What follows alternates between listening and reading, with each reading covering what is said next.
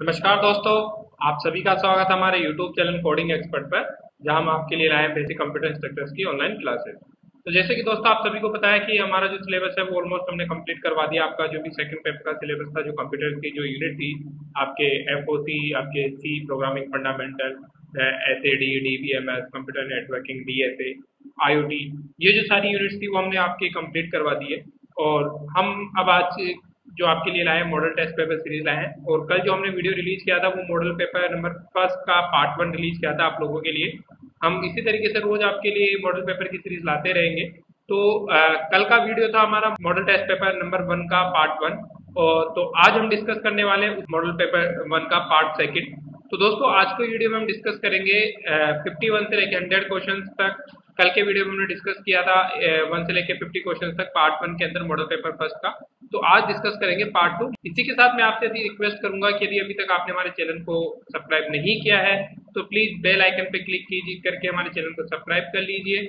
साथ ही साथ जो हमारे वीडियोज है ज्यादा से ज्यादा शेयर कीजिए, लाइक कीजिए, ताकि ज्यादा से ज्यादा लोग इसका बेनिफिट उठा सके। इसी के साथ जो हमारी वेबसाइट, ये जो मॉडल पेपर है वो आपको हमारी वेबसाइट codingexpert.com पे भी अवेलेबल है। वहां से आप इसकी पीडीएफ डाउनलोड कर सकते हैं।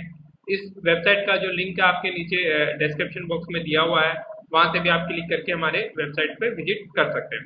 तो चलिए दोस्तों स्टार्ट करते हैं मॉडल पेपर 1 का पार्ट 2। नेक्स्ट क्वेश्चन है हमारा, was a virus which first detected on ARPANET। ARPANET पे कौन सा वायरस फर्स्ट इसमें से डिटेक्ट हुआ था? तो ARPANET के बारे में बताना चाहूंगा कि ARPANEट जो यूज किया गया वर्ड, वो सबसे पहले इंटरनेट का एक, पहले इंटरनेट से पहले उसको ARPANET बोला गया। जो आज की टाइम में आप इंटरनेट यूज कर रहे हो वो पहले ARPANET कहा गया। तो जो ARPANET पे जो पहला वायरस डिटेक्टेड था, जिसको हम नेटवर्क वायरस भी बोलते हैं, वह कौन सा था? वो हमने डिस्कस किया था कि ARPANET पे जो फर्स्ट वायरस आया था उसका नाम आपका था क्रीपर था। क्या नाम था दोस्तों? क्रीपर। और क्रीपर था, तो इसमें जो ऑप्शन था आपका क्रीपर, वो है ए ऑप्शन। तो A is the right answer for this question कि first detect virus on ARPANET is creeper. तो A is the right answer for this question. और जो क्रीपर का इन्वेंट किया था जिन्होंने, वो थे आपके बॉमथॉम्स। बॉमथॉम्स ने क्रीपर जो वायरस है उन्होंने ARPANET में इसको इन्वेंट किया था। नेक्स्ट क्वेश्चन है, what your computer code when interface is a malware boot। आपके कंप्यूटर को क्या कहा जाएगा? What is your computer code when it is infected with A malware। जब ये किससे इन्फेक्टेड हो? malware। malware ये मतलब किसी भी एक मैलिकुनियस सॉफ्टवेयर से इन्फेक्टेड हो तो उसको हम क्या बोलेंगे? डर्टी बूट, एंड्रॉइड, ईओर एंड जूम्बिया। तो बेसिकली जो जूम्बिया है वो एक तरीके का आपका वायरस इफेक्टेड है।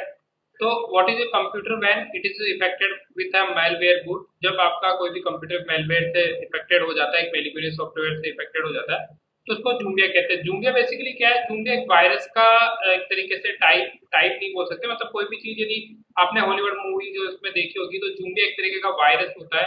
यदि कोई भी चीज उस वायरस से इफेक्टेड हो जाती है तो उसको जूम्बिया बोला जाता है। तो इसी तरीके से जूम्बिया जो वर्ड है वो वहीं से आया हुआ है कि यदि कोई कंप्यूटर आपका वायरस से मैलिकुनियस सॉफ्टवेयर से इफेक्टेड होता है तो उसको हमने जूम्बिया बोला। क्या बोला उसको? जूम्बिया।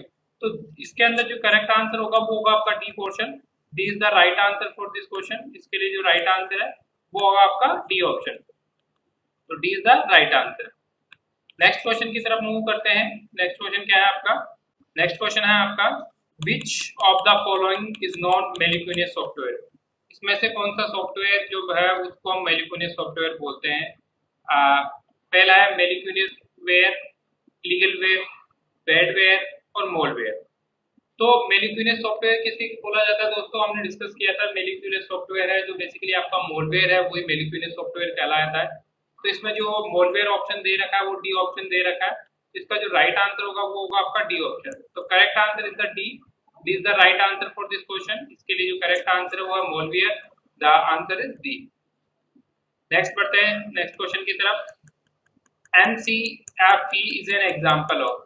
MCFE एक तरीके का आपका एग्जांपल है एंटीवायरस टाइप का, जैसे क्यूक्विल है आपका और क्या नाम से कीस्टोन है। ये सब जो है एक तरीके के एंटीवायरस के एग्जाम है। मैक्स फ्री भी, MCFE भी एक तरीके का आपका जो है एंटीवायरस टाइप का एग्जांपल है। तो इट इज अ एंटीवायरस। तो यहाँ पे ऑप्शन दिया वायरस क्यूकिल एंटीवायरस फॉर एडिटिंग सॉफ्टवेयर। तो इसमें जो राइट आंसर है वो होगा आपका सी ऑप्शन कि it is a antivirus. McAfee is basically antivirus है। तो C is the right answer for this question. इसके लिए जो राइट आंसर है वो आपका सी ऑप्शन। तो C is the right answer for this question. Now next बढ़ते हैं क्वेश्चन की तरफ। What are the characteristics of software? Software की कैरेक्टरिस्टिक्स क्या है दोस्तों? ऑप्शंस आपके दिए हुए हैं। सॉफ्टवेयर इज डेवलप्ड और engage, it is not manufactured in the classical sense. Software क्या है? सॉफ्टवेयर डेवलप किया जाता है और इंजीनियर किया जाता है, बनाया जाता है। इट इज नॉट मैन्युफैक्चर्ड, ये मैन्युफैक्चर नहीं किया जाता है इन द क्लासिक सेंस। जो क्लासिक सेंस में जैसे कि मैन्युफैक्चर का मतलब होता है बनाना किसी चीज को, तो वो यहाँ पे बनाना नहीं होता, मैन्युफैक्चर यूज नहीं किए जाते हैं। हम इसकी जगह डेवलपिंग यूज करते हैं, डेवलप करते हैं उसको। तो सॉफ्टवेयर डेवलप किया जाता है। तो it is the characteristic software. पहला is the right answer. B option है software does not wear out. Software क्या नहीं करता? कोई भी चीज वियर आउट नहीं करता। ये भी करेक्ट आंसर है क्योंकि सॉफ्टवेयर बेसिकली क्या है? एक तरीके का ऐसा कंपोनेंट है जिसको आप टच नहीं कर सकते हो। तो software does not wear out. Is it the right option? Next है software can be custom built and custom build. Software को हम कस्टम एंड बिल्ड भी कर सकते हो, कस्टम बिल्ड भी है। मतलब आप उसको अपने अकॉर्डिंग किसी भी सॉफ्टवेयर को बना सकते हो और ऑलरेडी बने हुए सॉफ्टवेयर भी है, कस्टम बिल्ड भी है। तो ये भी राइट आंसर है कि जो सॉफ्टवेयर है उसको आप अपने अकॉर्डिंग कस्टमाइज कर सकते हो फॉर द ऑल मेंशनेबल। तो दैट्स व्हाई द जो फर्स्ट थ्री कैरेक्टरिस्टिक्स है वो सॉफ्टवेयर की है। तो यहाँ पे डी ऑप्शन होगा वो होगा इसके लिए राइट आंसर कि D option is the right answer for this question. Next question है हमारा compilers editor software come under which type of software. आपका जो कंपाइलर है और जो एडिटर है वो किस टाइप के सॉफ्टवेयर में इंक्लूड होते हैं? तो दोस्तों कंपाइलर है आपका, जो एडिटर है, डिवाइस ड्राइवर है, ऑपरेटिंग सिस्टम है, ये सब बेसिकली सिस्टम सॉफ्टवेयर के टाइप होते हैं। तो कंपाइलर हुआ, एडिटर हुआ, ये सब किस टाइप के सॉफ्टवेयर में आते हैं? ऑप्शंस आपका system software, application software, scientific software, none of the above. तो बेसिकली कंपाइलर, एडिटर, ड्राइवर और ऑपरेटिंग सिस्टम, ये सब सिस्टम सॉफ्टवेयर के टाइप है। तो दैट्स व्हाई द इसके अंदर जो करेक्ट आंसर होगा वो होगा आपका A option. A is the right answer for this question. इसके लिए जो राइट आंसर होगा वो होगा आपका A option. A is the right answer. Now next question है what is the simplest model of software development paradigm. सबसे simplest model कौन सा है इसके अंदर सॉफ्टवेयर डेवलपमेंट का? Spiral model, big bang model, V model and waterfall model. तो जब भी हम सिंपलेस्ट मॉडल की बात करते हैं सॉफ्टवेयर डेवलपमेंट की, तो सबसे जो सिंपलेस्ट मॉडल है वो आपका वाटरफॉल मॉडल जिसे हम बोलते हैं।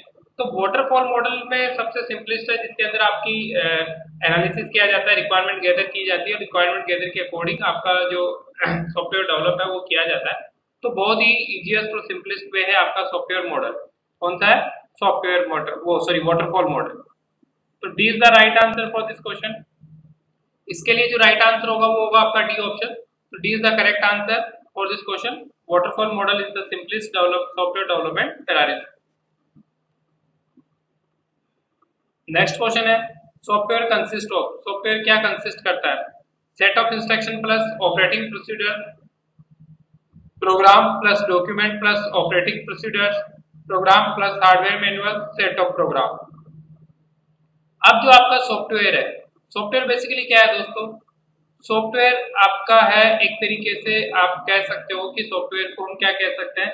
सेट ऑफ प्रोग्राम्स उसको बोल सकते हैं। या क्योंकि सॉफ्टवेयर कंसिस्ट क्या करता है? Program, documentation, operating procedure.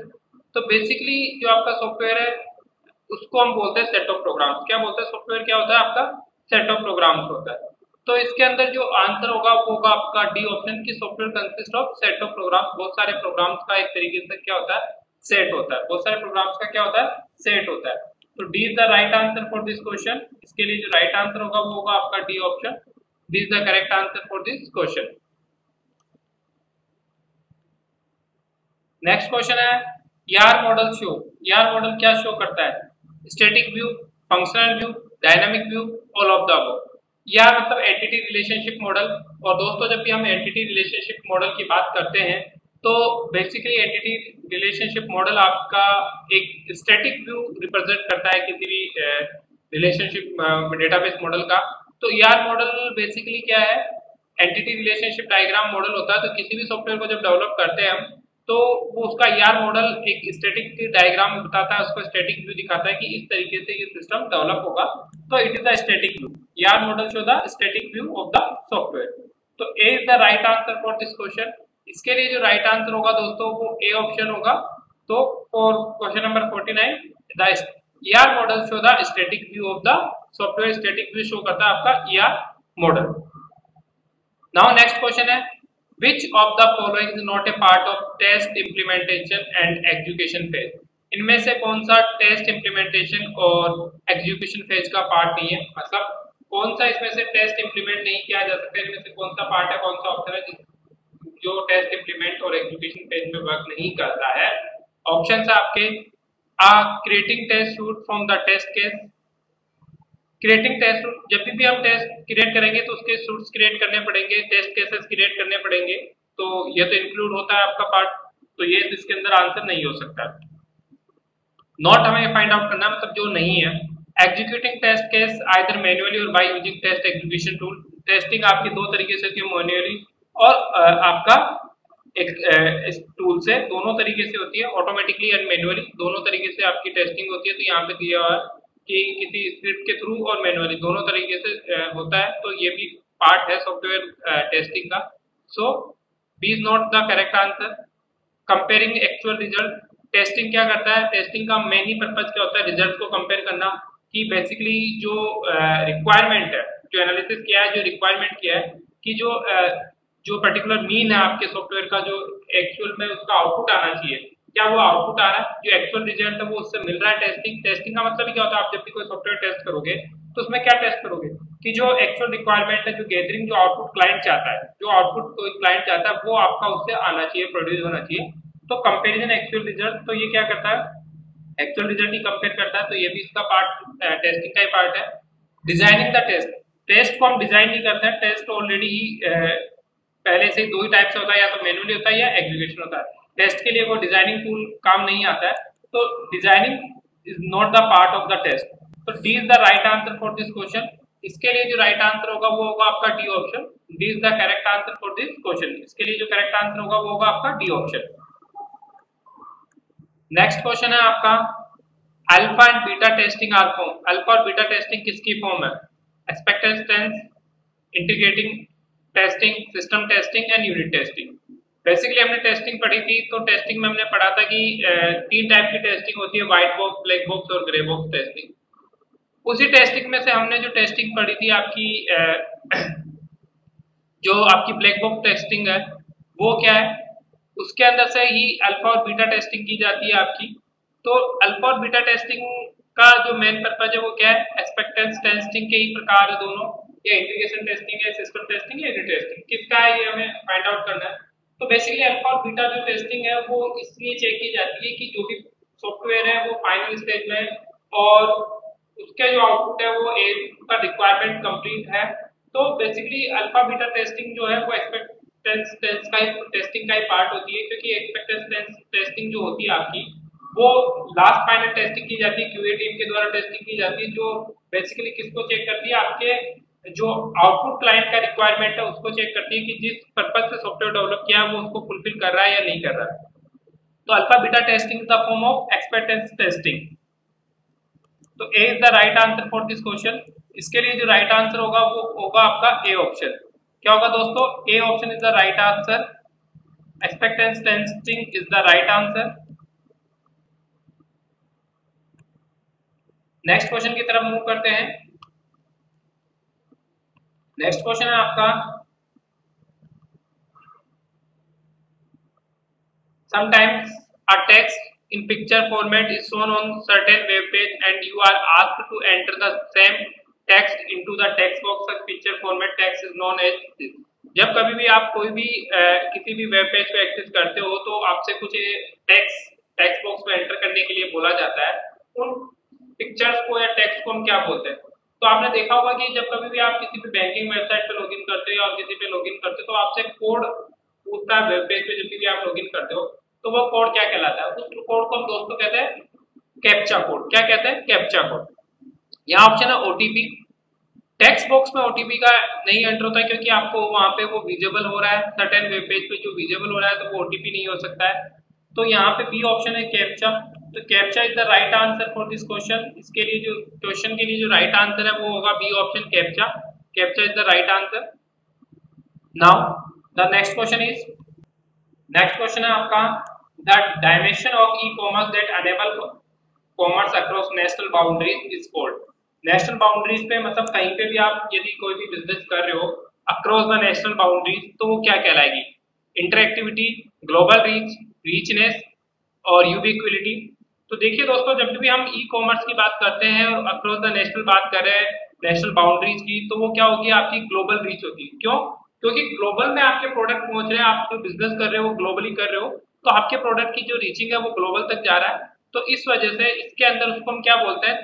The dimension of e commerce that enable commerce across the national boundary is called global reach. उसको हम क्या बोलते हैं? ग्लोबल रीच बोलते हैं।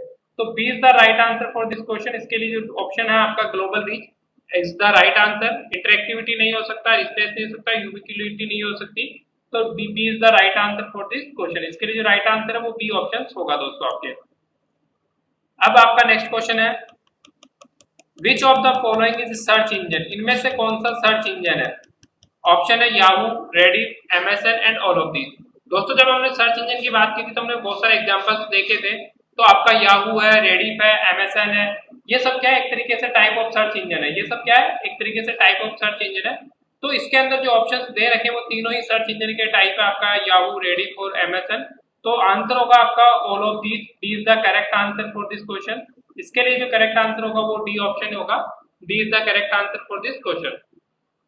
Now the next question is, a web page display picture. एक web page एक picture display कर रहा है। What tech use to display that picture. हम क्वेश्चन हमें पूछ रहा है कि यदि कोई भी वेब पेज जो आपको डिस्प्ले टेक्स्ट कर रहा है, कोई भी इमेज डिस्प्ले कर रहा है वेब पेज पे, तो उसके बिहाइंड जो कोड है उसको यूज करने के लिए, जो वेब पेज पे आपकी इमेज दिखाने के लिए हमें कौन से टैग यूज करना पड़ेगा? एचटीएमएल का उस टैग का नाम क्या होगा? ऑप्शन है पिक्चर, इमेज, आईएमजी और एसआरसी। तो दोस्तों पिक्चर कोई सा भी टैग नहीं होता आपका एचटीएमएल में, पिक्चर और इमेज दोनों ही नहीं होते, तो ये दोनों ऑप्शन नहीं हो सकते। उसके बाद में आईएमजी और एसआरसी दो टैग बचे हुए हैं। आपका जो एसआरसी टैग है वो बेसिकली एक यूआरएल के लिए यूज किया जाता है कि कोई भी यूआरएल देने के लिए जो आप टैग यूज करते हैं वो एसआरसी यूज करते हैं। और जो इमेज टैग है वो यूज किया जाता है किसी भी इमेज को डिस्प्ले करने के लिए। तो यहाँ पे जो करेक्ट आंसर है आईएमजी होगा। तो किसी भी इमेज को डिस्प्ले करने के लिए जो टैग यूज किया जाता है दैट इज आईएमजी। तो C is the right answer for this question. इसके लिए जो राइट आंसर है वो आपका सी ऑप्शन है। C is the right answer for this question. तो आपका C option is the correct answer. Now the next question is, next question आपका, the graphics can be. Graphics क्या हो सकते हैं? Drawing, photographs, movies, simulation and all of these. तो basically graphics है वो आपकी ड्राइंग भी हो सकती है, दोस्तों हमने डिस्कस किया था। आपकी फोटोग्राफ्स भी ग्राफिक्स का पार्ट हो सकती है, सिमुलेशन भी ग्राफिक्स का पार्ट हो सकती है, ऑल ऑफ दीज। तो सारे ऑप्शन है ग्राफिक्स आपका, ड्राइंग, फोटोग्राफ और सिमुलेशन तीनों ही टाइप ग्राफिक्स के हैं। तो D is the correct answer की all of these are the part of graphics. तो D is the right answer for this question. इसके लिए जो राइट आंसर है वो आपका डी ऑप्शन। वो क्या है? D option.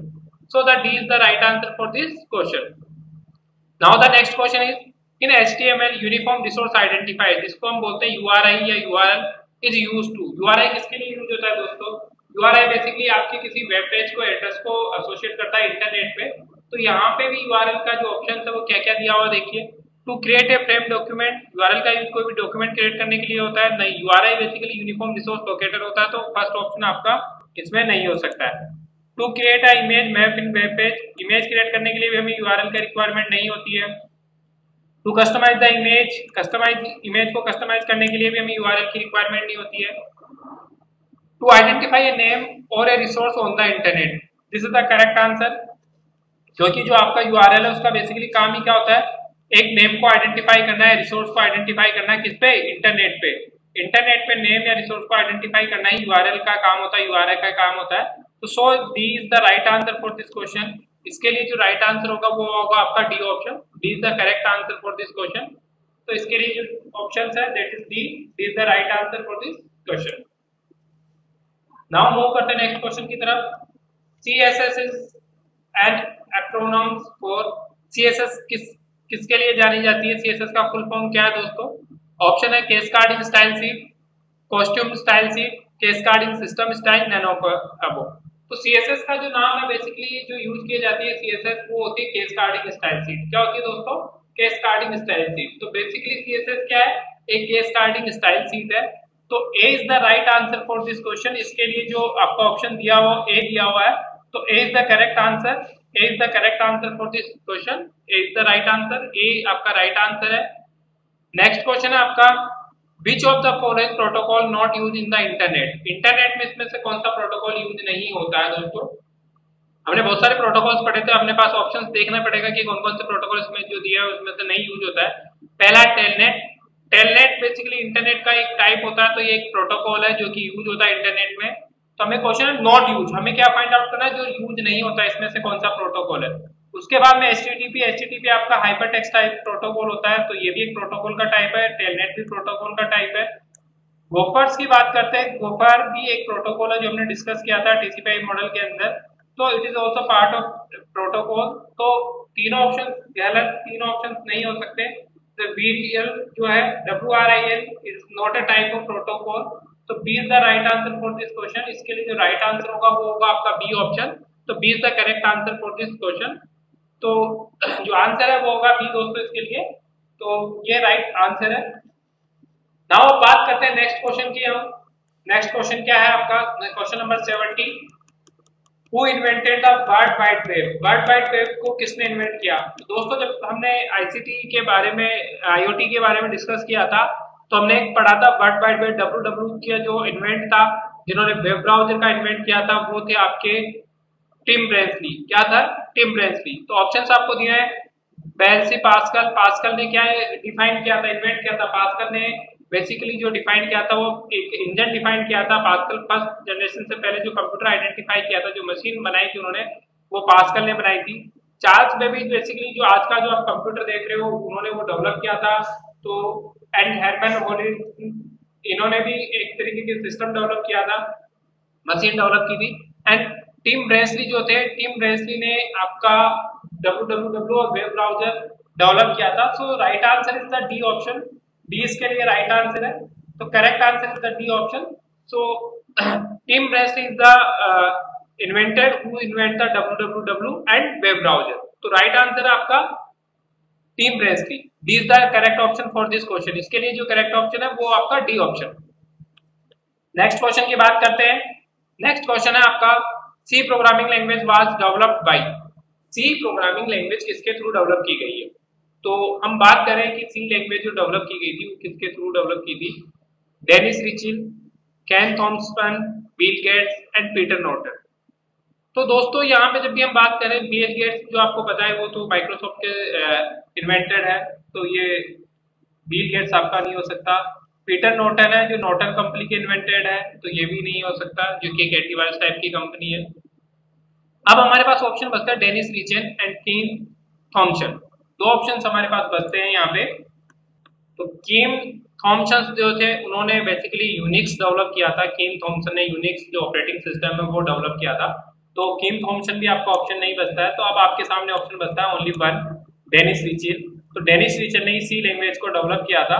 तो राइट आंसर है ए ऑप्शन कि Dennis Ritchie is invented the C language which is high level language, जो कि एक हाई लेवल लैंग्वेज थी जो बेसिकली सॉफ्टवेयर डेवलप में काम आ रही है। तो इसको एक तरीके से इनिशियल स्टेज बोल सकते हैं आपकी, बहुत ही इंपॉर्टेंट लैंग्वेज। इसी के बाद में जो machine level high level languages है वो जनरेट हुई आपकी C++, जावा, वो सब आफ्टर डेवलप हुई सी के। तो C is the core language basically बोला जाए।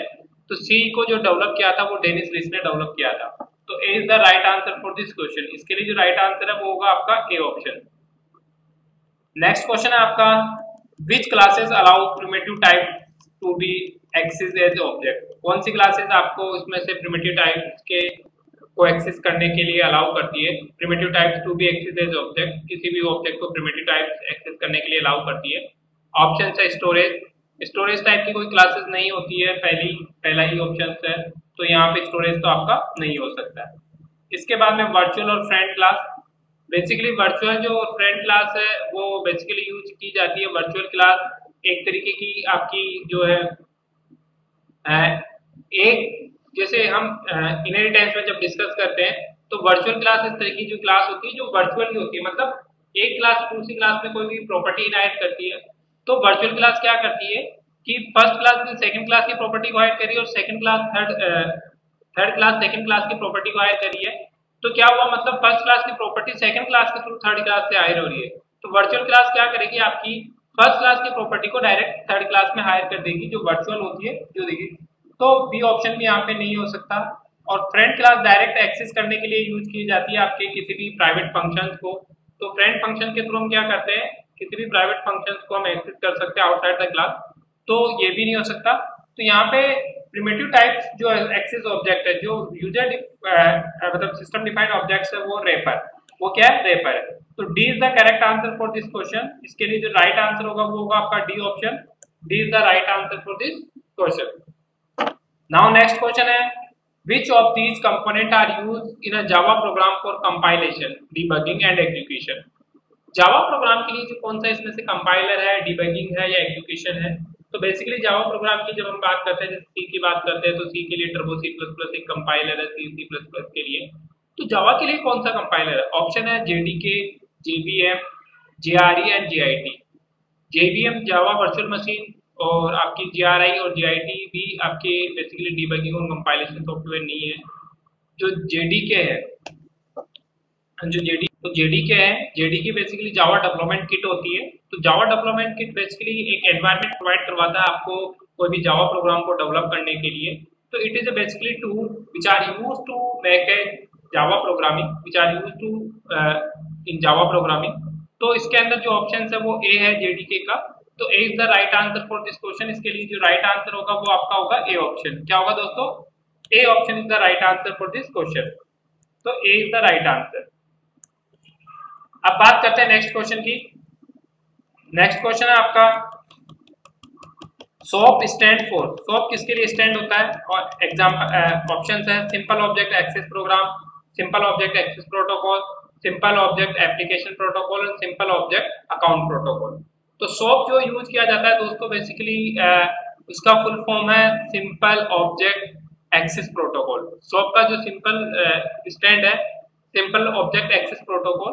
तो इसी के अकॉर्डिंग जो सिंपल ऑब्जेक्ट एक्सेस प्रोटोकॉल जो ऑप्शन दिया हुआ है वो आपका बी पार्ट दिया हुआ है।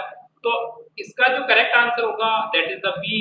B is the right answer for this question. इसके लिए जो राइट आंसर है वो आपका बी ऑप्शन। दोस्तों क्या ऑप्शन है? बी। तो B is the right answer for this question. इसके लिए जो राइट आंसर है वो होगा आपका B option. Now what the next question is, what is the full form of AI? AI की फुल फॉर्म क्या है? दोस्तों आप सभी जानते हो कि एआई बेसिकली क्या है? Artificial intelligence. एआई क्या है? Artificial intelligence. ऑप्शंस दिए हुए हैं artificial intelligence, artificial intelligency, artificially intelligency और एडवांस इंटेलिजेंसी।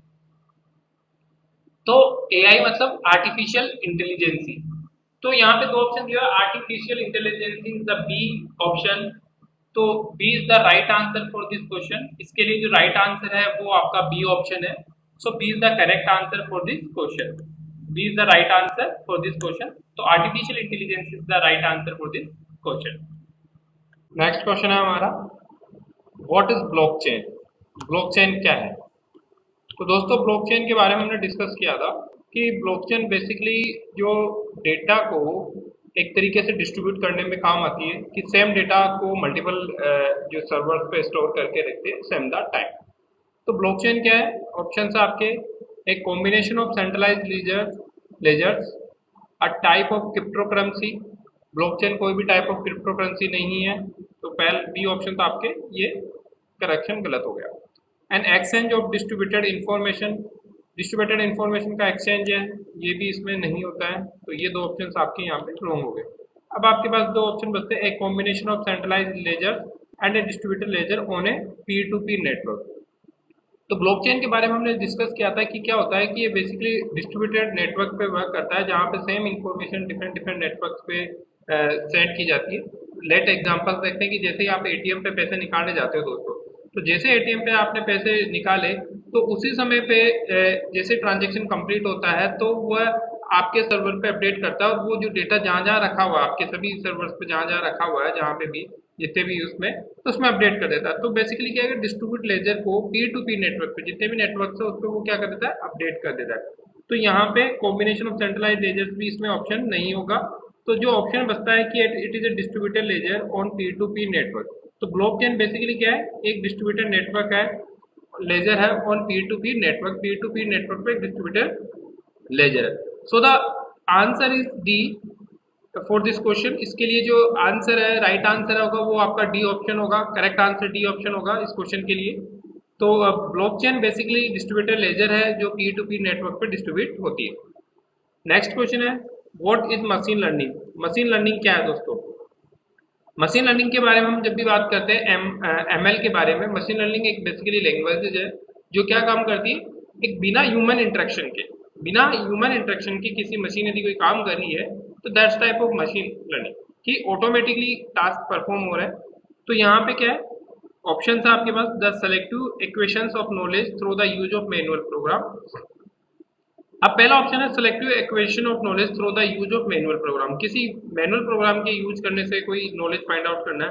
तो एमएल में ऐसा नहीं होता कि कोई भी मैनुअल प्रोग्राम के थ्रू आपको नॉलेज फाइंड आउट करना पड़ेगा, ऑटोमेटिक होता है सब कुछ। तो पहला ऑप्शन तो आपके इसमें नहीं हो सकता है। The selective equations of knowledge through the use of computer programme. क्या मशीन लैंग्वेज जो है वो सिलेक्टिव इक्वेशन ही करेगी? नहीं, मशीन लैंग्वेज सिलेक्टिव इक्वेशन ही नहीं करेगी, मतलब बिना सिलेक्टिव प्रोग्राम्स भी वो रन करेगी। ऐसा नहीं है कि पर्टिकुलर एमएल आपने डिजाइन की तो वो एक ही टास्क परफॉर्म करेगी। The autonomous equation of knowledge through the use of manual program and the autonomous equation of knowledge through the use of computer program. अब इसमें जो ऑप्शन आएगा कि दोनों में से क्या आएगा, ऑटोनोमस इक्वेशंस है आपकी नॉलेज की, ऑटोनोमस होता है ऑटोमेटिक अपनी अकॉर्डिंग नॉलेज को ऑटोनोमस करता है वो, through the use of manual program और कंप्यूटर प्रोग्राम। जो मैनुअल प्रोग्राम उसमें फीडिंग की जाती है उसके थ्रू वो क्या करता है, इक्वेशंस करता है नॉलेज को, मतलब अपनी नॉलेज के उस प्रोग्राम के बिहाफ पे वो क्या करता है, फाइंड आउट करता है जो भी करेक्ट सिचुएशन है उसके अकॉर्डिंग। तो यहाँ पे जो करेक्ट आंसर होगा वो होगा आपका सी ऑप्शन दोस्तों, कि एमएल बेसिकली क्या है, एक तरीके की इक्वेशंस नॉलेज प्रोग्राम है जिसके थ्रू वो प्रोग्राम्स को रन करता है। तो C is the right answer for this question. इसके लिए जो राइट आंसर होगा वो आपका होगा सी ऑप्शन। क्या करेक्ट आंसर होगा दोस्तों? C option. तो C is the right answer for this question. Now next question है आपका,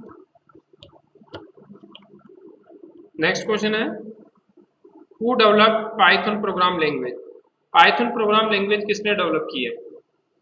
ऑप्शंस है Wick van Rossum, Rasmus Lerdorf, Guido van Rossum and Niene stone. तो बेसिकली जो पाइथन जो डेवलप की वो एक नीदरलैंड के साइंटिस्ट है, उन्होंने बेसिकली पाइथन लैंग्वेज डेवलप की और उनका नाम था गोडियोवेन रूसम। तो यहाँ पे जो पाइथन डेवलप की जिन साइंटिस्ट ने वो आपके नीदरलैंड के थे और बेसिकली जो एक तरीके से उनका नाम था गोडियोविन रूसलम। तो यहाँ पे जो ऑप्शंस आपके पास दिए हुए हैं उसके अकॉर्डिंग देखेंगे तो कौन सा आंसर आता है। पहला है विक वैन रोसनम, रोमस लेफर्स, गोडियोवेन रूसलम और नाइन स्टोन।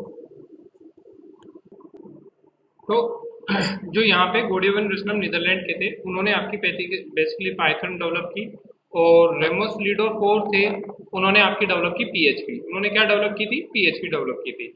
तो यहाँ पे जो करेक्ट आंसर आपका आएगा वो आएगा C option, Guido van Rossum is the inventor of the Python. तो C is the right answer for this question. इसके लिए जो राइट आंसर है वो आपका सी ऑप्शन, वो क्या है? सी ऑप्शन है दोस्तों। नेक्स्ट क्वेश्चन की तरफ मूव करते हैं। नेक्स्ट क्वेश्चन है आपका, which of these features of ऊप वुड इंडिकेट कोड रीयूजेबिलिटी। इनमें से कौन सा फीचर है ऊप्स का जो इंडिकेट करता है कोड रीयूजेबिलिटी को। कोड रीयूजेबिलिटी का मतलब है कि सेम कोड को आप वापस से यूज करना चाहते हो किसी दूसरी जगह। तो कौन सा फीचर जो इसको इंडिकेट करता है आपके ऊप्स का? तो ऊप्स का फीचर्स ऑप्शन से दिए हुए पॉलीमॉर्फिज्म। पॉलीमॉर्फिज्म का मतलब है, पॉली मतलब मेनी, मॉर्फिज्म का मतलब आपका मीडियम एक तरीके से। तो एक ही डिफरेंट वे में रिप्रेजेंट करना, same thing is known the polymorphism.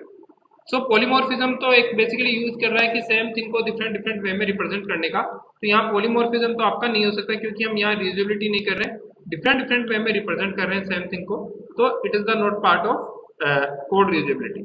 Second option है एब्स्ट्रैक्शंस। एब्स्ट्रैक्शंस का मतलब क्या होता है दोस्तों? एब्स्ट्रैक्शन का मतलब होता है hide the unnecessary details and show the important या necessary details like a capsule. जो अब्स्ट्रैक्ट है, अब्स्ट्रैक्ट क्या करता है, अब्स्ट्रैक्शन क्या करता है कि आपको जो नेसेसरी डिटेल है वही आपको बताता है, बाकी वो जो डिटेल्स है उसको वो हाइड कर लेता है। लेट सपोज कि कोई ऑपरेशन आप परफॉर्म कर रहे हो तो अब्स्ट्रैक्ट क्या करेगा, कैसे परफॉर्म हुआ, क्या हुआ वो नहीं बताएगा आपको, उसका जो आउटपुट है डायरेक्ट वो बताएगा। तो this type of task is abstraction. तो यहाँ पे अब्स्ट्रैक्शन भी नहीं है। देन यहाँ पे आता है इनहेरिटेंस और एनकैप्सुलेशन। एनकैप्सुलेशन का मतलब होता है कि बेसिकली जो एनकैप्सुलेशन है कि जैसे कि आपने कैप्सूल देखा है कि वो एक तरीके से सब चीज को अपने अंडर कवर कर लेता है और आपको क्या दिखाता है, एक जो बाहरी इंटरफेस है वो दिखाता है, एनकैप्सुलेट कर लेता है, अदर थिंग्स को अपने में मर्ज कर लेता है। जैसे कैप्सूल होता है तो कैप्सूल में क्या होता है, छोटी छोटी जो आपकी जो भी टेबलेट्स है, मतलब एक तरीके से उसका चूर्ण बना के एक कैप्सूल बॉडी आउटर बॉडी में फिल कर दिया जाता है, वो एनकैप्सुलेटेड कर दिया जाता है, मतलब एक कवर उस पर कवच बना दिया जाता है। तो एनकैप्सुलेशन भी क्या करता है कि प्रोग्राम का एक तरीके से बाहरी जो इंटरफेस है वो बना देता है, तो वो भी रीयूजेबिलिटी का आपको कहीं यूज नहीं होता। लास्ट ऑप्शन है इनहेरिटेंस। तो इनहेरिटेंस का मतलब क्या होता है कि किसी एक प्रॉपर्टी को दूसरी एक क्लास की प्रॉपर्टी को यदि दूसरी क्लास में यूज कर रहे हैं, that is non on the inheritance. तो रीयूजेबिलिटी का मतलब है वापस से यूज कर रहे हो आप किसी एक क्लास की प्रॉपर्टी को, वो क्लास तो यूज कर ही रही है बट आप भी उसको यूज करना चाह रहे हो, तो मतलब सेम प्रॉपर्टी को आप रीयूज कर रहे हो, तो that is the reusability and it is the concept of the re inheritance. ये किसका कॉन्सेप्ट है? इनहेरिटेंस का कॉन्सेप्ट है।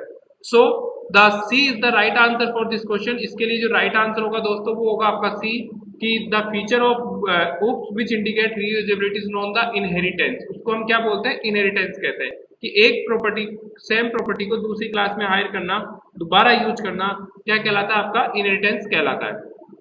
नाउ नेक्स्ट क्वेश्चन है which of the following is not an IDE. An इनमें से कौन सा एक आईडीई नहीं है? आईडीई मतलब आपका डेवलपमेंट एनवायरमेंट टूल। तो आईडी में इंटीग्रेटेड डेवलपमेंट एनवायरनमेंट टूल। तो इनमें से कौन सा इंटीग्रेटेड डेवलपमेंट एनवायरनमेंट टूल नहीं है? इंटीग्रेटेड डेवलपमेंट एनवायरनमेंट टूल की जब भी हम बात करते हैं, इंटीग्रेटेड डेवलपमेंट एनवायरनमेंट टूल जो है इसमें से ब्लूगोरफन, एप्टेना, ड्रीमव्यूअर एंड टेक्स्ट एडिटर।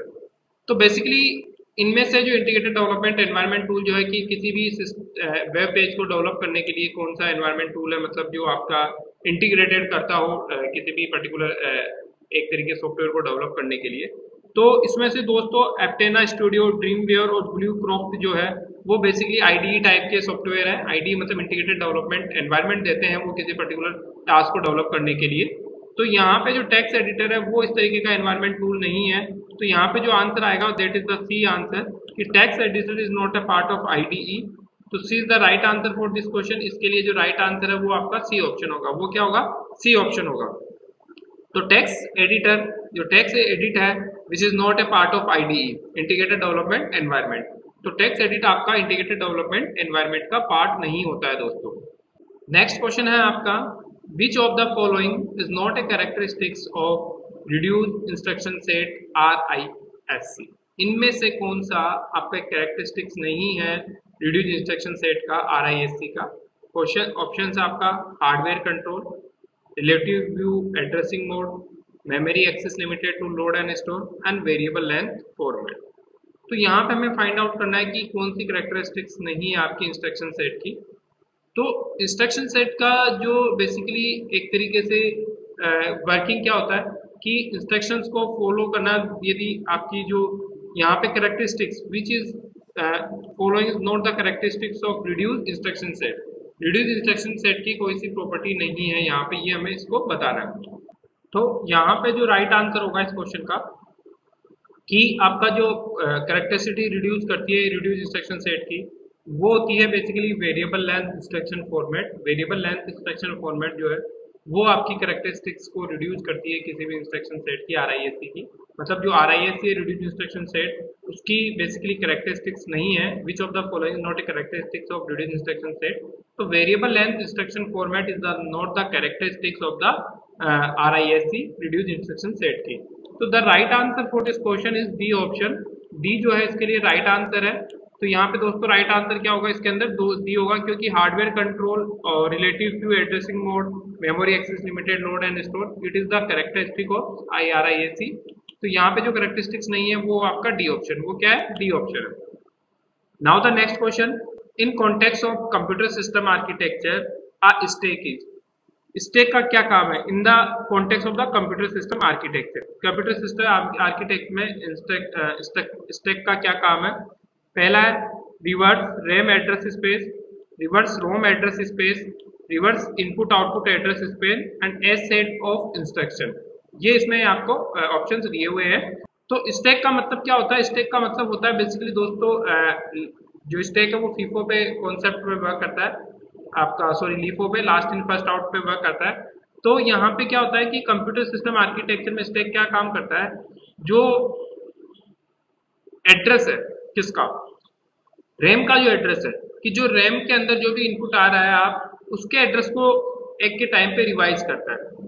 तो यहाँ पे जो बेसिकली कंप्यूटर आर्किटेक्चर के अंदर जो स्टैक का जो मेन वर्क होता है वो होता है रिवाइज रैम एड्रेस स्पेसेस। क्या होता है, revise RAM address spaces.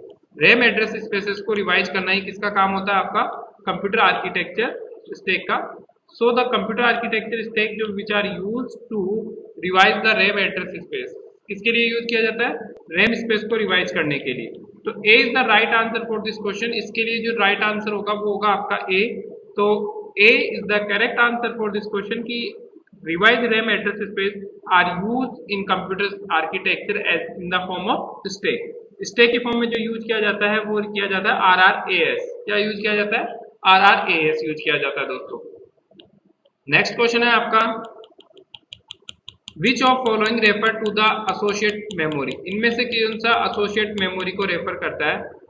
Option है the address of the data is generated by CPU, the address of the data is supplied by the user, there is no need for an address, the data is use as an address and the data are accessed sequentially. ये options आपको दिए हुए हैं। तो question है आपका कि इनमें से कौन सा एसोसिएट मेमोरी को रेफर करता है।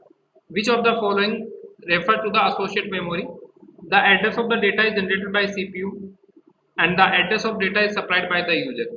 अब एड्रेस, क्योंकि पहली बात क्या होगा कि बेसिकली कोई भी एड्रेस है वो is not supplied by the user, supplied के थ्रू कोई भी डेटा का एड्रेस जो यूजर है उसके थ्रू नहीं दिया जाता है। तो यहाँ पे जो आंसर होगा आपका बी ऑप्शन है, वो तो वैसे ही रॉन्ग आंसर है यहाँ पे, कि यहाँ पे एसोसिएट नहीं कर सकते। There is the address of the data is not supplied by the user, तो B is the wrong answer. Now A is the address of the data is generate by the CPU। Address of data जो है वो basically आपका generate होता है control unit के through, तो यहाँ पे रजिस्टर्स के थ्रू वो जनरेट होता है। तो यहाँ पे क्या दिया हुआ है कि associate memory, refer associate memory को रेफर कौन सा करता है, तो यहाँ पे ए भी आपका आंसर नहीं होगा। नाउ ऑप्शन सी और डी आपके पास बचते हैं। There is no need for an address, the data is use as an address and the data access sequentially. Data sequentially access करता है, बट एसोसिएट मेमोरी की टर्म में इसका क्या आंसर होगा। तो एसोसिएट मेमोरी की टर्म में हम देखें कि कोई भी जो एड्रेस है, there is no need for an address, the data is use as address. कि हम एसोसिएट मेमोरी के अंदर जब भी बात करते हैं तो वहाँ पे हमें कोई भी एड्रेस की रिक्वायरमेंट नहीं होती है, मतलब इनपुट कराने की। जो डेटा है बेसिकली जैसे आपका पॉइंटर है, ये वो खुद ही यूज करता है एड्रेस को, तो यहाँ पे एड्रेस को इनपुट कराने की आपकी रिक्वायरमेंट नहीं होती है। तो इस वजह से इसमें जो आंसर होगा वो सी ऑप्शन होगा। So the right answer for this question is the C, कि which of the following refer to the associate memory. इनमें से कौन सा एसोसिएट मेमोरी को रेफर करता है दोस्तों। तो इनमें से जो एसोसिएट मेमोरी को जो रेफर करता है वो होगा आपका सी ऑप्शन, कि there is no need of addresses. वहाँ पे एड्रेसेस की कोई नीड नहीं होती है, data is use as address. जो डेटा है वो as a part of address, कि वहाँ पे डेटा को भी हम एड्रेस की तरह यूज कर सकते हैं। So the right answer is the C option. इसमें जो राइट आंसर होगा वो होगा आपका C option. Now next question is, a CPU generally handles an interrupt by executing an interrupt service routing. अब देखो क्वेश्चन क्या है, a CPU generally handle, CPU क्या हैंडल करता है, interrupt by executing an interrupt service routing. ISR use करने से कौन सा इसमें से हैंडल करता है सर्विस को, कि इंटरप्ट सर्विस राउटिंग के through, exchange of interrupt service routing के थ्रू सीपीयू जनरली क्या हैंडल करता है, हमें ये बताना है कि इंटरप्ट सर्विस राउटिंग के थ्रू सीपीयू क्या हैंडल करता है। तो ऑप्शन है आपका as soon as interrupt is raise by checking the interrupt registered at the end of phase cycle, by checking the interrupt registered at fix time interval, and D option है by checking the interrupt register after finishing the execution of the current instruction. तो देखिए option पहला option की बात करते हैं, as soon as interrupt is raise. तो CPU generally handle, CPU जो है an interrupt by executing an interrupt service routing, क्या हैंडल करता है इंटरप्ट सर्विस राउटिंग के थ्रू। तो ऑप्शन है as soon as interrupt is raise. तो इंटरप्ट जैसे ही रेज होगा तो कैसे वो उसको एग्जीक्यूट करेगा, तो यहाँ पे ए जो ऑप्शन है वो आपका करेक्ट नहीं है, ए जो ऑप्शन है that is the not right answer. B option क्या है वो देखते हैं, by checking the interrupt register at the end of phase cycle. यदि हम end of the phase cycle पे उसको चेक करते हैं तो कैसे वो इंटरप्ट होगा, रजिस्टर में कैसे वर्क होगा, तो that's why the B is not the right answer, B भी आपका राइट आंसर नहीं है। By checking the interrupt register at fix time interval, आप यदि फिक्स टाइम इंटरवल्स पे चेक करते हो और उसके बीच में भी कोई भी इंस्ट्रक्शन एग्जीक्यूट हो गया तो आप कैसे इंटरप्ट करोगे, कैसे हैंडल करोगे, तो ये भी इसमें आंसर नहीं होगा आपका। नेक्स्ट है by checking the interrupt register after finishing the execution of the current instruction. Current instruction के एग्जीक्यूशन के जस्ट फिनिश होने के बाद में ही आपका क्या होता है, इंटरप्ट सर्विस राउटिंग है वो एग्जीक्यूट होता है। क्योंकि इंटरप्ट सर्विस राउटिंग का मतलब क्या होता है, बेसिकली आपका जो भी प्रोग्राम है उसमें इंटरप्ट करने के लिए। तो यहाँ पे जो करेक्ट आंसर होगा वो होगा आपका डी ऑप्शन। तो D is the right answer for this question. इसके लिए जो राइट आंसर होगा दोस्तों वो होगा डी, कि बेसिकली इंटरप्ट सर्विस राउटिंग है जो आपकी हैंडल करता है by the checking of interrupt register, interrupt register की हेल्प से, कब, जब आपका जो एग्जीक्यूशन ऑफ करंट इंस्ट्रक्शन का जो एग्जीक्यूशन है वो फिनिश हो जाए, करंट इंस्ट्रक्शन है जिसका भी जो भी एग्जीक्यूशन है वो फिनिश हो जाए, उसके बाद में ये उसको क्या करता है, हैंडल करता है। So D is the right answer for this question. इसके लिए जो राइट आंसर होगा वो होगा आपका डी ऑप्शन दोस्तों। नेक्स्ट क्वेश्चन है आपका, the electron beam in colour picture tube is referred to make video elastic in second is. Electronic beam जो कलर पिक्चर में यूज की जाती है, tube is referred to make a video elastic, कोई भी video elastic बनाने के लिए कौन सी बीम इसमें जो है ट्यूब के अंदर रेफर की जाती है to make a video elastic in seconds के अंदर आपकी जो वीडियो है उसको अट्रैक्टिव बनाने के लिए, इलास्टिक बनाने के लिए कौन सी जो बीम है रेफर की जाती है, रिफ्रेश की जाती है, कितने टाइम्स रिफ्रेश की जाती है पर second. The means that the question is the electron beam in colour picture tube, colour picture tube के अंदर is refresh to make a video elastic in second, एक सेकेंड्स के अंदर कितने टाइम वो रिफ्रेश करती है आपके। तो इसके अंदर जो क्वेश्चन ऑप्शंस दिए हुए हैं आपके 15 फ्रेम्स, 25 फ्रेम्स, 35 फ्रेम्स और 45 फ्रेम्स। तो इसके लिए जो राइट आंसर होगा वो होगा आपका 25 फ्रेम्स, कि कोई भी इलेक्ट्रॉन बीम है जो रिफ्रेश करती है किसी भी वीडियो इलास्टिक को इन सेकेंड्स में 25 फ्रेम से। 25 frame is the right answer for this question, that mean B is the right answer for this question. तो बी ऑप्शन है वो इसके लिए क्या होगा, राइट आंसर होगा। बी ऑप्शन क्या होगा दोस्तों, राइट आंसर होगा। So the 25 frames is use as a electronic beam colour picture tube which is refer to video elastic in seconds. Now next question है आपका, नेक्स्ट क्वेश्चन जो है वो है आपका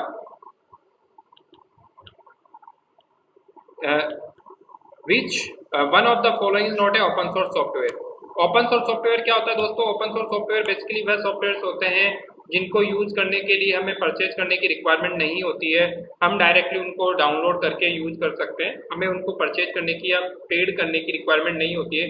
जो ऐसा सॉफ्टवेयर जिसको यूज करने के लिए पेमेंट की रिक्वायरमेंट नहीं होती है, उनका कोड ओपनली रहता है, कोई भी उसको इंटरनेट से डाउनलोड करके यूज कर सकता है। This type software is non open source software, उसको हम क्या बोलते हैं, ओपन सोर्स सॉफ्टवेयर बोलते हैं। क्या बोलते हैं, ओपन सोर्स सॉफ्टवेयर उनको बोला जाता है। तो इसमें से देखिए कौन सा ओपन सोर्स सॉफ्टवेयर है, हमें बताना है कि नॉट ओपन सोर्स सॉफ्टवेयर, हमें क्या बताना है कि कौन सा ओपन सोर्स सॉफ्टवेयर नहीं है। D space, green stone, window and Linux. तो देखिए दोस्तों कि आपको पता है कि जो विंडो ऑपरेटिंग सिस्टम है बेसिकली वो ओपन सोर्स सॉफ्टवेयर नहीं है, वो पेड सॉफ्टवेयर है। आपको जब भी विंडो इंस्टॉल करनी होती है तो आपको एक तरीके से पेड पेमेंट करने के बाद में आपको उसकी की मिलती है। सो बेसिकली जो विंडो है which is not a open source software, window क्या नहीं है, ओपन सोर्स सॉफ्टवेयर नहीं है। तो C is the right answer for this question. इसके लिए जो राइट आंसर होगा वो दोस्तों क्या होगा आपका, सी ऑप्शन होगा कि window is not a open source type software. So right answer is the C option. C is the right answer for this question. Correct answer होगा इसके लिए सी कि window is not a open source software. Now next question है recently deleted file are stored in. जो recently file deleted होती है वो कहाँ स्टोर होती है? ये बहुत इजी क्वेश्चन है दोस्तों। आप सभी को पता है कि जब भी हम कोई भी फाइल डिलीट करते हैं, परमानेंट डिलीट नहीं करते, तो वो आपकी सिस्टम की जो रिसाइकिल बिन फोल्डर होता है उसमें जाके स्टोर हो जाती है। तो recently deleted files are stored in recycle bin. किसमें स्टोर होती है? आपकी रिसाइकिल बिन में स्टोर होती है। तो A is the right answer for this question. इसके लिए जो राइट आंसर होगा वो आपका होगा ए ऑप्शन। तो ए option is the right answer for this question कि बेसिकली आपकी जो डिलीटेड फाइल्स है रिसेंटली जो भी डिलीट करते हो that are store in the recycle bin. Next question है आपका अब bootstrap is. Bootstrap क्या होता है दोस्तों? बूटिंग का मतलब क्या होता है? बूटिंग का मतलब बेसिकली क्या होता है? Booting is the process when you start a computer and the first program that is installed in your system is known the booting। उसको हम क्या कहते हैं? बूटिंग कहते हैं। तो बूटिंग क्या प्रोसेस है? बेसिकली जब भी आपका सिस्टम स्टार्ट करते हो तो जो पहला प्रोग्राम आप इंस्टॉल करते हो वो कहलाता है बूटिंग। वो क्या कहलाता है? बूटिंग कहलाता है। ऑप्शंस आपके a device to support the computer. एक डिवाइस जो कंप्यूटर को सपोर्ट करती है, नहीं, बूटिंग ये वर्क नहीं करता। तो A is the wrong answer. And error correction technique, error भी करेक्शन टेक्निक का ऑप्शन नहीं होता है। मेमोरी डिवाइस भी बूटिंग नहीं है। डी ऑप्शन है small initialization program to start up computer. Computer को स्टार्ट करने के लिए जो इनिशियलाइजेशन प्रोग्राम है, फर्स्ट जो प्रोग्राम है वही क्या कहलाता है? बूट स्ट्रैप कहलाता है, बूटिंग कहलाता है। So D is the right answer for this question. इसके लिए जो राइट आंसर होगा वो होगा आपका डी ऑप्शन कि बूट स्ट्रैप क्या है? बूट स्ट्रैप बेसिकली आपका फर्स्ट प्रोग्राम है या इनिशियल प्रोग्राम है किसी भी कंप्यूटर को स्टार्ट करने के लिए। तो that the right answer for this question. A is the right answer for this question कि bootstrap is the initial program which are use to start up a computer. Now the next question is, next question है आपका the arranging of data in a logical sequence. Data को logical sequence में arrange करना क्या कहलाता है? तो basically जब भी हम डेटा को अरेंज करते हैं in a logical sequence that is known sorting. Options आपके sorting, searching, classification and logic summary. Searching क्या होती है? Searching basically to find a data from a array या लिंक लिस्ट। किसी भी पर्टिकुलर एलिमेंट्स टाइप में से डेटा को फाइंड करना क्या कहलाता है? आपका सर्चिंग कहलाता है।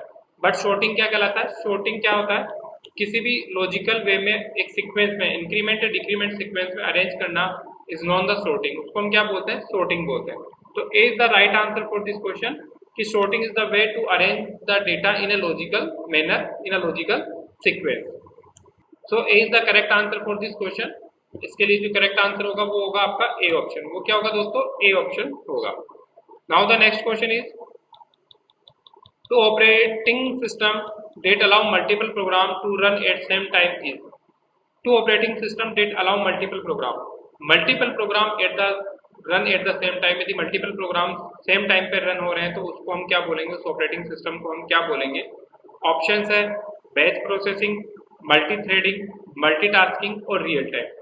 देखिए दोस्तों, बैच प्रोसेसिंग की जब भी हम बात करते हैं तो बैच प्रोसेसिंग का मतलब क्या होता है कि एक पेज में एक साथ सेम टास्क को एग्जीक्यूट करना। फॉर एग्जांपल कि जैसे देखते हो कि हम बोलते हैं बेच बनाना, तो जैसे कि आपका प्रैक्टिकल का बेच होता है तो वहां पे प्रैक्टिकल परफॉर्म हो रहा है डिफरेंट स्टूडेंट का, टास्क सब क्या सेम है बट वो डिफरेंट पर्सन। मतलब आप क्या करोगे? सेम टास्क जो डिफरेंट पर्सन के थ्रू दी गई है उनको एक साथ प्रोसेस पे लोड करना ही क्या कहलाता है? बेच प्रोसेसिंग कहलाता है। तो यहाँ पे क्या होगा? Batch processing basically single unit हो जाएगी कि डिफरेंट टास्क जो सेम टास्क के ऊपर डिफरेंट पर्सन की है उनको एक साथ बैच बना के अपलोड कर रहे हो। So that is not the part of multiple program कि मल्टीपल प्रोग्राम नहीं है जो एक ही टाइम पे रन हो रहे हैं। बैच प्रोसेसिंग सिंगल प्रोग्राम है जिसमें different same task different person की एग्जीक्यूट हो रही है किसी एक बैच के अंदर। तो so A is the not right answer. तो batch program is not the right answer. Next है मल्टी थ्रेडिंग। मल्टी थ्रेडिंग का मतलब है बहुत आपका बेसिकली मल्टी थ्रेडिंग का मीन होता है मल्टीपल थ्रेड्स क्रिएट करना। मल्टीपल थ्रेड्स का मतलब क्या हुआ कि सेम टाइम पे डिफरेंट थ्रेड्स क्रिएट होंगे जो सेम प्रोसेस में रन होंगे और सेम रिसोर्सेज यूज करेंगे। इंडिपेंडेंट होंगे एक दूसरे के बट रिसोर्स सेम प्रोसेस का यूज करेंगे। That is not multi threading. तो मल्टी थ्रेडिंग भी नहीं है यहाँ पे। देन ऑप्शन है मल्टीटास्किंग। तो मल्टीटास्किंग का मतलब क्या होता है? मल्टीटास्किंग का दोस्तों बेसिकली मतलब ही क्या होता है आपका कि जो सेम प्रोग्राम है उसी को रन कराना ही मल्टीटास्किंग है। तो यहाँ पे क्या है, मल्टीपल प्रोग्राम्स। मल्टीटास्किंग मतलब मल्टीटास्किंग जो मल्टीपल प्रोग्राम्स को एक साथ रन कर सकता है उसको हम बोलते हैं मल्टीटास्किंग। उसको हम क्या बोलते हैं? मल्टीटास्किंग। तो C is the right answer for this question. इसके लिए जो राइट आंसर होगा वो होगा आपका सी ऑप्शन। तो C is the correct answer for this question. इसके लिए जो करेक्ट आंसर होगा वो सी होगा कि multitasking is a type of operating system that allow multiple programs run at the same time, जो मल्टीपल प्रोग्राम्स को सेम टाइम पे रन करने के लिए अलाउ करता है। Now the next question is user defined data type is also called. हमने data types के बारे में डिस्कस किया था कि बेसिकली जो डेटा टाइप होते हैं दो टाइप के होते हैं। तो इसमें से यूजर डिफाइंड डेटा टाइप को हम क्या बोलते हैं? Primitive, non primitive, identifiers and none of these. तो डेटा टाइप दो टाइप के होते हैं बेसिकली, प्रिमिटिव और non primitive. Primitive data types वो होते हैं जो सिस्टम डिफाइंड होते हैं like integer, float, characters and non primitive data type वो होते हैं जो यूजर डिफाइंड होते हैं। यूजर डिफाइंड डेटा टाइप कौन से होते हैं? स्ट्रक्चर्स, यूनियन, ये जो है बेसिकली आपका जो यूजर डिफाइंड डेटा टाइप होते हैं। तो ये नॉन प्रिमिटिव डेटा टाइप है जो यूजर के थ्रू डिफाइंड होते हैं। So non user defined data type हमें कौन सा फाइंड आउट करना है? हमें फाइंड आउट करना है कि इनमें से कौन सा यूजर डिफाइंड डेटा टाइप है दोस्तों। तो बेसिकली जो यूजर डिफाइंड डेटा टाइप है that is non primitive. So the right answer for this question is B option कि non primitive is the type of data type which are called user defined. So B is the right answer for this question. User defined data type जो होता है वो आपका होता है non primitive. कौन सा होता है दोस्तों? Non primitive. तो right answer is the B option. Now next question is stack is based on which principle. आपका स्टेक किस प्रिंसिपल पे बेस होता है दोस्तों? तो सभी को पता है कि stack and queue are the base is type of linear data structure and queue is based on the FIFO concept, first in first out concept, and stack is based on the LIFO concept, that's mean last in first out। किस concept पे होता है? Last in first out concept पे होता है। तो यहाँ पे जो ऑप्शन दिया हुआ है LIFO का वो दिया हुआ सी ऑप्शन। तो C is the right answer for this question. So the LIFO is based on the stack is based on the LIFO principle. Stack किस पे बेस होता है? LIFO प्रिंसिपल पे बेस होता है दोस्तों। नाउ द नेक्स्ट क्वेश्चन है आपका when the data structure is combined with its operation। जब डेटा स्ट्रक्चर कंबाइंड होता है इसके ऑपरेशन से then data structure known as, तब डेटा स्ट्रक्चर को क्या कहा जाता है?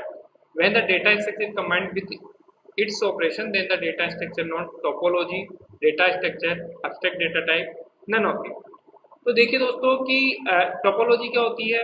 टोपोलॉजी का मीन क्या होता है? Arrangement of devices on a network. तो टोपोलॉजी आपका यहाँ पे नहीं हो सकता क्योंकि बेसिकली वो क्या है? नेटवर्क पे डिवाइसेस का अरेंजमेंट है। So A is the wrong answer.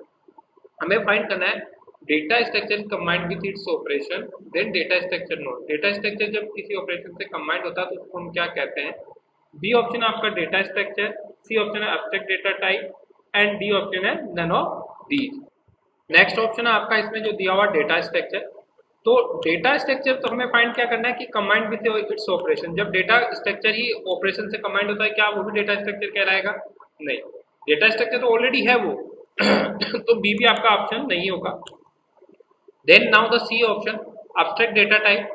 So the data structure combined with operation then it is known the abstract data type. Abstract data type हमने डिस्कस किया था कि क्या होता है abstract data type. Abstract data type वो होता है जो आपकी एसेंशियल इन्फॉर्मेशन को शो करता है, जो नेसेसरी इन्फॉर्मेशन है उन्हीं को शो करता है, बाकी इन्फॉर्मेशन को हाइड करता है। सो एब्स्ट्रैक्ट टाइप का जो डेटा टाइप होता है वो क्या रहता है आपका, जो क्या शो करेगा? डेटा स्ट्रक्चर के अंदर कंबाइन करेगा ऑपरेशंस को, केवल ऑपरेशन को कंबाइन करेगा। कैसे ऑपरेशन हो रहा है डजंट मैटर, कंबाइंड ऑपरेशन को करेगा तो वो कहलाए डेटा एब्स्ट्रैक्ट डेटा टाइप। तो C is the right answer for this question. इसके लिए जो राइट आंसर होगा वो होगा आपका C option. C is the correct answer for this question कि a data structure is combined with its operation is known abstract data type. वो क्या कहलाता है? एब्स्ट्रैक्ट डेटा टाइप कहलाता है। जो डेटा स्ट्रक्चर आपका बेसिकली कंबाइंड होता है ऑपरेशन से वो एब्स्ट्रैक्ट डेटा टाइप कहलाता है। Now the next question is function is to specify the data type. इसमें से कौन सा फंक्शन का नेम है जो डेटा टाइप को स्पेसिफाई करता है? ऑप्शन है टाइप डेफ, ARR, ID और नन ऑफ इट। तो जब भी हम बात करते हैं किसी भी डेटा टाइप को फाइंड करने के लिए कि ये जो इस टाइप का वेरिएबल है उसका टाइप ऑफ डेटा क्या है, उसके लिए कौन सा फंक्शन यूज करते हैं? तो दोस्तों इसके लिए सिंपल सा फंक्शन यूज किया जाता है typedef. Typedef is a type of function which are use to tell us the which type of data are use, integer type use कर रहे हो, फ्लोट टाइप यूज कर रहे हो, कैरेक्टर टाइप यूज कर रहे हो, आपको ये पता लगाना है कि ये कौन सा डेटा टाइप यूज कर रहा है, तो उसके लिए कौन सा फंक्शन यूज होता है आपका टाइप डेफ। तो A is the right answer for this question. इसके लिए जो राइट आंसर होगा वो होगा आपका ए ऑप्शन कि typedef is a function which are specify the types of data which are use in a program. जो प्रोग्राम के अंदर डेटा टाइप यूज हो रहा है उसको स्पेसिफाई करता है आपका टाइप डेफ। उसको कौन स्पेसिफाई करता है? Typedef. Now the next question is describe the running time of an algorithm. किसी भी एल्गोरिथम की जो रनिंग टाइम है वो क्या कहलाता है आपका? तो ऑप्शन है आपका, तो यहाँ पे है कि रनिंग टाइम ऑफ एल्गोरिथम क्या कहलाता है? ऑप्शन है asymptotic notation, time complexity, perform analysis, none of the. तो दोस्तों मैं बताना चाहूंगा कि यहाँ पे आपको फाइंड करना है running time of an algorithm. Running time of algorithm को कौन डिस्क्राइब करता है? तो दो ऑप्शंस परफॉर्म एनालिसिस और नन ऑफ दीज नहीं हो सकता क्योंकि ये दोनों इससे रिलेटेड नहीं है। अब दो ऑप्शंस आपके पास बचते हैं, टाइम कॉम्प्लेक्सिटी और एस्मोपेटिक नोटेशन। तो टाइम कॉम्प्लेक्सिटी बेसिकली क्या करता है? Time complexity is calculate use to total amount to execute a algorithm. किसी एल्गोरिथम को जो एग्जीक्यूट करने के लिए जो टाइम लगता है दैट इज टाइम कॉम्प्लेक्सिटी। और एस्मोपेटिक्स नोटेशन का मतलब क्या होता है? बेसिकली एक रनिंग टाइम को डिफाइन करता है कि कोई भी कोड को एग्जीक्यूट करने के लिए जो रनिंग टाइम रिक्वायरमेंट होता है वो होता है आपका एस्मोपेटिक्स नोटेशन। तो हमें क्वेश्चन में दिया हुआ है, हमें डिस्क्राइब करना है कि running time of algorithm. Running time of algorithm क्या होगा? तो running time of algorithm is known asymptotic notation. So A is the right answer for this question कि एस्मोपेटिक्स notation is known the running time of an algorithm। and if the question asks कि what the amount of time is known for an algorithm to execute an algorithm, किसी algorithm के execute होने के लिए जो amount of time है वो क्या कहलाता है? वो कहलाता है आपका टाइम कॉम्प्लेक्सिटी। वो क्या कहलाता है? टाइम कॉम्प्लेक्सिटी कहलाता है। और रनिंग टाइम किसी एल्गोरिथम का जो कहलाता है वो एस्मोपेटिक्स नोटेशन कहलाता है। So A is the right answer for this question. Now the next question है क्या? Omega notation is also known as. Omega notation को हम क्या बोलते हैं? ओमेगा नोटेशन को हम क्या बोलते हैं? आपका इसमें आंसर है upper bound, lower bound, minimum bound और नन ऑफ दीज। बेसिकली हमने तीन टाइप के नोटेशन हम पढ़े हमने। एक आपका big O notation, omega notation and theta notation. ठीक है दोस्तों, तो यहाँ क्वेश्चन है कि ओमेगा नोटेशन को क्या बोला जाता है आपका? कि अपर बाउंड बोला जाता है, लोअर बाउंड बोला जाता है, मिनिमम बाउंड बोला जाता है। तो आपका जो बिगो नोटेशन है वो आपका अपर बाउंड बताता है और जो थीटा नोटेशन है वो बेसिकली मिनिमम बाउंड बताता है, एवरेज बाउंड बताता है आपका। सो यहाँ पे ओमेगा नोटेशन किसको दिखाएगा? तो ओमेगा नोटेशन जो यूज किया जाता है बेसिकली आपका जो यूज किया जाता है in the case of roast case में यूज किया जाता है आपका ओमेगा नोटेशन। तो ओमेगा नोटेशन रोस्ट केस में यूज किया जाता है तो दैट्स मीन ये क्या शो करता है? आपका लोअर बाउंड शो करता है। क्या शो करता है? लोअर बाउंड शो करता है। So omega notation is also known the lower bound. क्या बोलते हैं? लोअर बाउंड भी ओमेगा नोटेशन को बोला जाता है। So the B is the right answer for this question. इसके लिए जो राइट आंसर होगा वो होगा आपका बी ऑप्शन कि omega notation is also known as the lower bound and big O notation is also known the best case and upper bound of an algorithm. उसके upper bound को जो एल्गोरिथम को बोला जाता है वो बोला जाता है आपका बिगो नोटेशन, उसको बोला जाता है big O notation. Now next question is we use the theta notation. Theta notation किसके लिए यूज किया जाता है? थीटा नोटेशन दोस्तों यूज किया जाता है एवरेज केस के लिए। किसके लिए यूज किया जाता है? एवरेज केस के लिए।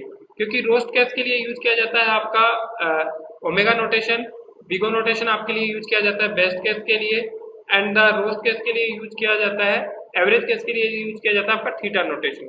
सो B is the right answer for this question कि we use the theta notation for the average case. किसके लिए यूज करते हैं हम? एवरेज केस के लिए हम क्या यूज करते हैं? आपका theta notation. So B is the right answer for this question. B इसके लिए राइट आंसर होगा। Now the next question is आपका जो नेक्स्ट क्वेश्चन होगा दोस्तों, नेक्स्ट क्वेश्चन है a function which is called itself is called. एक function जो अपने आप को कॉल करता है उसको हम क्या कहते हैं? That is non recursion. उसको हम क्या बोलते हैं? रिकर्जन कहते हैं। कि एक फंक्शन जो अपने आप को कॉल करता है उसको हम रिकर्जन कहते हैं। So A is the right answer for this question. इसके लिए जो राइट आंसर होगा वो होगा आपका ए ऑप्शन। वो क्या होगा? ए ऑप्शन कि recursion is a function which are use which is called to itself is non recursion. So A is the right answer for this question. Now the next question है आपका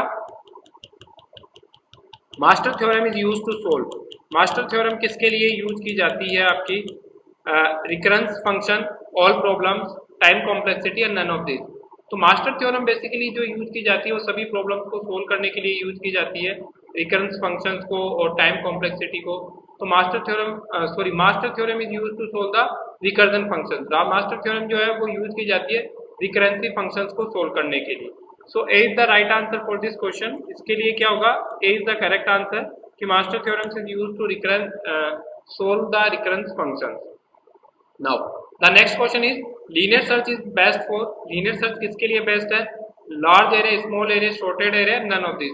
तो linear search में हम क्या करते हैं? Basically one by one compare करते हैं, हर एक एलिमेंट को जो आप सर्च कर रहे हो उससे कंपेयर कर रहे हो। तो इसका मतलब क्या होगा कि यदि लार्ज एरे होगी तो आपको बहुत टाइम लगेगा उसको कंपेयर करने के लिए।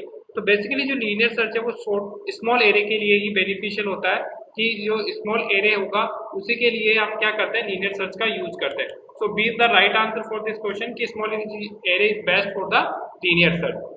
सो दोस्तों आज हम आपके लिए लेके आए थे 100 क्वेश्चंस का मॉडल पेपर और ये बहुत इंपॉर्टेंट क्वेश्चंस है आपके लिए।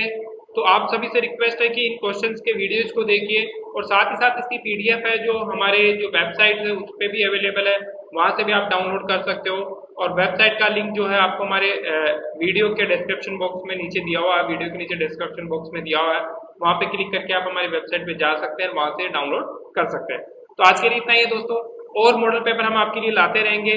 धन्यवाद।